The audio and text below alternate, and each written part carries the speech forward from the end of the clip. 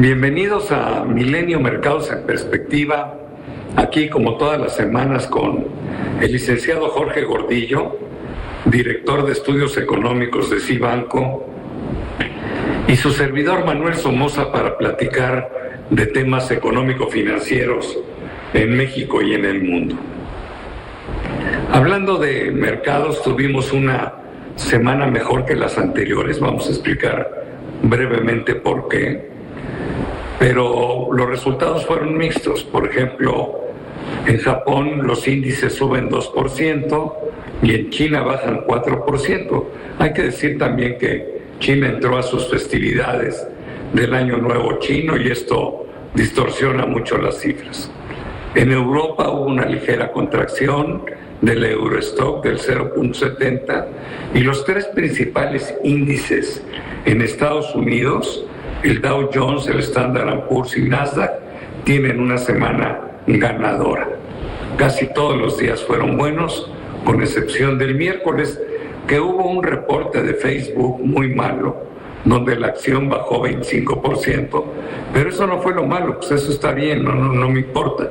Sin embargo, arrastró al índice como si las demás tecnológicas estuvieran teniendo los mismos problemas, y no es cierto. Los reportes de Apple fueron muy por encima de lo esperado. El reporte de Amazon excedió también las expectativas. El de Google, Alphabet, también fue extraordinario. En fin, pero bueno, así están los mercados nerviositos y a veces exageran la nota. El euro y el peso ganaron terreno con respecto al dólar. El euro en forma muy importante, 1.3%, y el peso apenas 0.25%. El peso tuvo movimientos muy erráticos. Empezó con una revaluación importante que lo llevó hasta los 20.50. Sin embargo, el fin de semana, bueno, al final el viernes, con el dato del empleo en Estados Unidos, se volvió a subir a los 20.75. Y esos son los mercados que tuvimos. La semana pasada prometimos hablar de la economía mexicana y así vamos a iniciar. Yo quisiera decir brevemente que en mi impresión, bueno, el año pasado fue un buen año, un crecimiento del 5%, mucho motivado porque Estados Unidos nos jaló. Sin embargo, el crecimiento, si no es que todo, se dio de enero a julio, donde la economía había crecido 5.4% y apuntaba para llegar al 6% hacia diciembre. Pero esto no ocurrió. Tuvimos un tercer trimestre negativo de menos 0.4%, un cuarto trimestre también negativo, muy poquito, 0.1%, y más allá de la discusión estéril de si esto es una recesión técnica o no lo es, lo que es evidente y nadie puede discutir en contra es que la economía mexicana está estancada desde el mes de julio. Y a mí me preocupa porque llegamos al 2022 con muy poca inercia, con muy poca fuerza, y aparte con una enorme cantidad de gente infectada que ha afectado la evolución de la economía al inicio de este año. Y no porque el gobierno haya prohibido hacer cosas, no, simplemente porque la gente se infecta, se enferma, no asiste a trabajar o no asiste a muchos eventos y cosas simplemente porque no se quiere infectar. Y entonces el sector servicios, pues obviamente sigue siendo bastante sensible a ello, y es la parte que más empleos aporta a la economía, ¿no? Entonces, yo estoy presumiendo que podemos tener un primer trimestre también flojo, muy cercano a cero. Y eso a mí lo que me preocupa es que la perspectiva del año, por más que la quisiera ver de otra manera, pues no la veo bien. Veo para un año para crecimientos del 2.5%. Pero pues ahí estoy y no veo iniciativas públicas que me sorprendan y que digan, bueno, pues esto nos va a ayudar a detonar lo que está pasando. Además, el gobierno se enoja porque le dicen que está en recesión, cuando las causas fundamentales del estancamiento de la economía mexicana en el segundo semestre del año pasado fueron causas externas. Fue el no poder vender 1 millón de automóviles por la falta de chips, fue el tema de la pandemia. Claro, pudimos haber hecho más en lo interno, pero las razones fundamentales fueron esas. Pero ahora, en lugar de estar debatiendo si estamos o no en recesión, a mí lo que me gustaría ver es qué vamos a hacer para impulsar a la economía en este 2022. Es mi comentario, pero te dejo el foro a ti, mi querido Jorge. Gracias, Manuel. Saludos a todos. Efectivamente, los datos que ya dieron a conocer en la semana sobre la economía mexicana, eso es lo que apunta. Una reapertura económica que vivimos el primer semestre, después de estar encerrados, la vacuna ayudó mucho a que la economía se reabriera, se reincorporara, pero un segundo semestre que se le complicó de todos lados. Nos vino nuevas olas de contagio, nos vinieron problemas de suministros, nos vinieron problemas de inflación. La inflación le ha pegado muy fuerte a la economía mexicana, le ha minado un poco este ímpetu.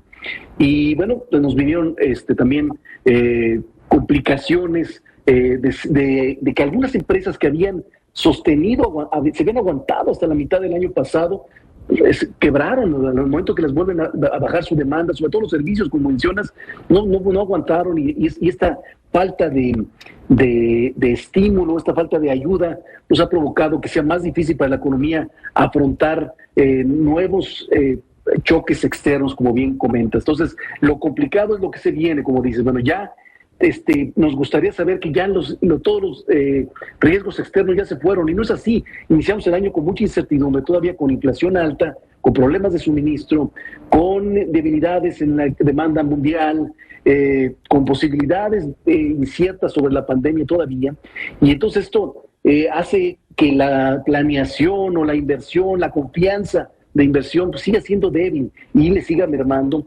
a lo que pueda uno pensar o esperar hacia adelante. Entonces es muy importante que el estímulo o que la instrucción venga del gobierno, que venga de los empresarios, de que se reúnan como lo están intentando hacer en las últimas semanas, tratando de sacar programas de reactivación, pero que sean diferentes a la que hemos escuchado en años anteriores, con la intención de que nos volvemos a engranar a la sólida salud que está enseñando la economía norteamericana y más o menos agarrar un poco más de ímpetu hacia adelante en lo que resta del año.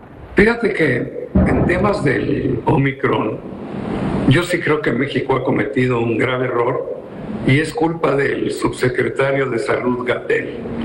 Yo he visto, y a mí no me lo va a platicar nadie, en nuestra oficina la mayor parte de la gente infectada se ha infectado porque sus hijos fueron a la escuela y les pasaron la infección a los padres. Y este señor sigue insistiendo en que no hay necesidad de vacunar a los niños.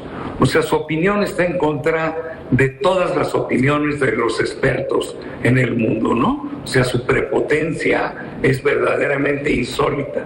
Yo creo que mucho podría hacer el sector salud si empezaran a considerar vacunar a los niños, porque evidentemente son una fuente de contagio francamente importante. Eso es lo que puedo decir en el sentido de que sí podíamos hacer algo más en relación al Omicron. Y del otro, pues tiene razón. Hoy veía, o ayer, no me acuerdo cuándo, algunas declaraciones de la secretaria de Economía sobre planes que no entiendo cuáles son. A mí me gustan las cosas concretas y no he visto nada concreto, absolutamente nada concreto, puro discurso y nada de sustancia. Entonces, pues tenemos que tener iniciativas públicas que fomenten la inversión, porque si no vamos a vivir anclados en la mediocridad. Y es vital, porque estamos ahorita en el grupo de países que no recuperamos los niveles previos a la pandemia. Muchos países ya lo hicieron. Estados Unidos, desde el primer semestre, terminando el primer semestre del año pasado, llegó a niveles de la pandemia y está muy cerca incluso de llegar a la tendencia que tenía previo a la pandemia. O sea, trae niveles muy, muy interesantes. Nosotros no. Estamos cada vez alejándonos más de este ciclo de Estados Unidos. Estamos casi 10% por debajo en 2 años o 3 años con respecto a lo que se ha movido Estados Unidos. Claro, ellos tienen otra dinámica. Entonces, de lo que quisiéramos es algún instrumento que nos cambie la dinámica para tratar de aprovechar este ímpetu que hay de nuestro vecino del norte lo más pronto posible, porque si no, esto se va a traducir en mayor pobreza, en menor dificultad, violencia y en menor dificultad para la economía mexicana. La economía norteamericana nos va a seguir ayudando, pero cada vez menos. No vamos a tener tanto impulso como nos lo dieron el año pasado. Y por eso, por lo menos las cifras mías son de un crecimiento bastante mediocre para este 2022 y 2023. Nos estamos jugando un sexenio perdido en términos de crecimiento. Bueno, la estimación es muy similar a la tuya, 2.4 incluso tenemos nosotros. Es un crecimiento muy, muy bajo, todavía niveles que apenas a final de año a lo mejor te llegarás a niveles que tenías a finales de 2019, pero será hasta el año que entra donde encuentres una economía como se parecía al 2019, y eso ni siquiera es suficiente porque ya pasaron 3 años, la economía ha presionado con nuevas generaciones, nuevas necesidades de incorporar a la gente joven, y bueno, estos son déficits que se traducen en otro tipo de problemas para el país. Oye, muy rápido porque se nos acaba el tiempo para variar. En Estados Unidos, bueno, pues hubo mensajes de emisarios de la Fed tratando de paliar el discurso de Powell, no calibrándolo, diciendo que no deberían de esperar el mercado alzas de 50 puntos, ni muchas más alzas por encima de 3 o 4. En fin, y esto yo creo que ayudó a los mercados. Sin embargo, después vino el dato del empleo en Estados Unidos, 467,000 empleos en enero, cuando se esperaban 125,000, y esto lo que dice es que el señor Powell tiene razón en el sentido de que la parte laboral está funcionando muy bien y eso le permite subir las tasas sin mayores problemas, y esto evidentemente genera mucha volatilidad en los mercados.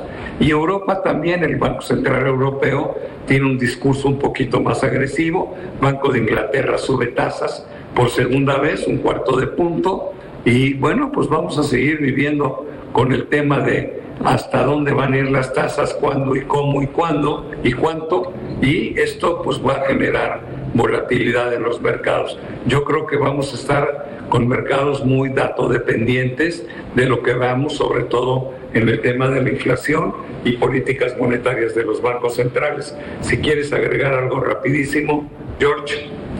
Sí, así como lo comentas, el mercado está tratando de adelantarse cómo va a moverse la Reserva Federal para contener la inflación y qué tanto esto puede afectar a la perspectiva económica. Entonces, los datos que más se fija es inflación, empleo en Estados Unidos y en el resto del mundo. Pues muchas gracias, Jorge, pero sobre todo gracias a todos ustedes por estar aquí con nosotros semana a semana en Milenio Mercados en Perspectiva. Nos vemos. Muy bien. Hasta la semana que viene.